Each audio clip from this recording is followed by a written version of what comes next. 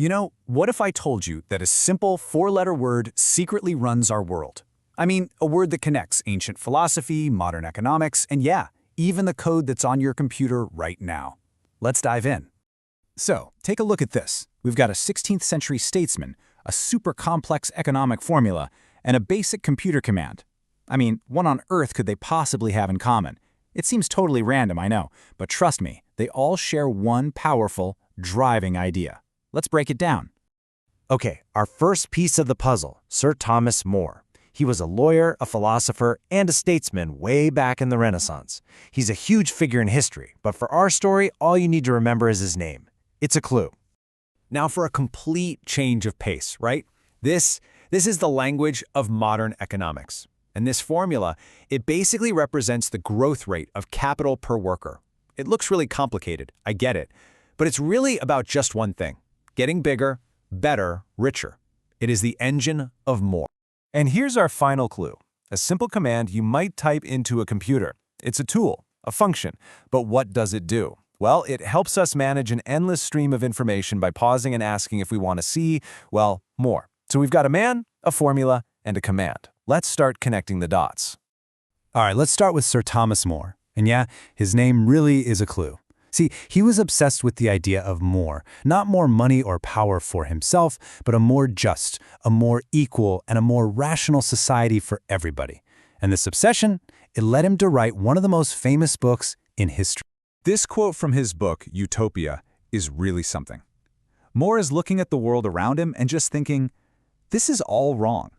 People are worshiping gold, this useless metal, while actual human beings are being treated as less valuable. He's basically asking, isn't there something more to life than this? He imagined a place where there was. And that place he imagined, he called it Utopia. And get this, he made up the name himself. It describes a world built on the principle of more of the things that actually matter: more fairness, more time for learning, more community. It was a blueprint for a better world, a philosophical quest for more. And this slide just lays out the contrast perfectly. On the left, you've got Utopia, a 6-hour workday, nobody caring about shiny jewels, and a focus on community.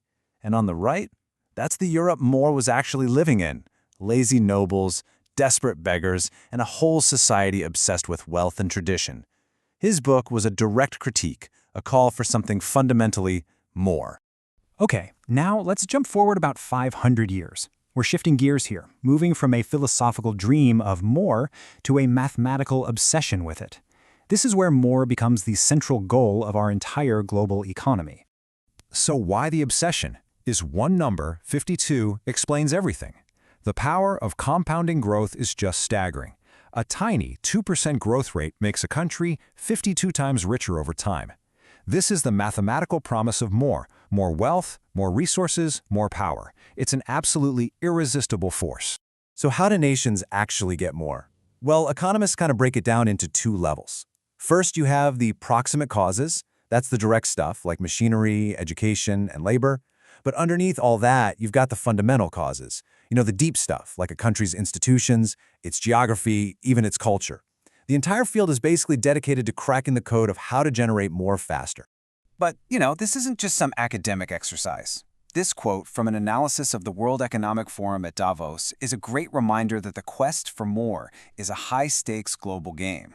What isn't being talked about, the agenda gaps, can be just as important as what is. The global chase for economic growth is messy, it's political, and it affects every single one of us. So we've seen more as a philosophical ideal and as an economic command, but its influence goes even deeper. It's baked right into the very language we use and the tools we build every single day. I mean, think about this phrase, the more, the merrier. We all say it without a second thought. But what is it really implying? That a greater quantity is just better? The assumption hiding in plain sight is that more is a source of happiness. Now look at this. This is the more command, a really foundational tool in early operating systems, and it was created to solve a uniquely modern problem: information overload. We started creating so much data that we couldn't even fit it on one screen anymore. We literally had too much. And how it works is just beautifully simple. It shows you one screen's worth of information, and then it just pauses, and it waits. It puts you back in control, letting you sip from the fire hose of data at your own pace. It's a digital solution to our endless production of more, letting us say, okay, give me the next chunk only when we're ready for it. Okay, so we've looked at a philosopher, an economic theory, a common saying, and a computer command. Now it's time to pull it all together and see the single, powerful idea that connects every single one of them. And here it is. Whether we're dreaming of a more just society, or calculating for more economic output, or hoping for more people at a party, or just trying to see more information on a screen, we're driven by the exact same fundamental impulse. It's the desire for improvement, for addition, for expansion, the desire for more. So here's the big takeaway. This simple word isn't just a way to count things.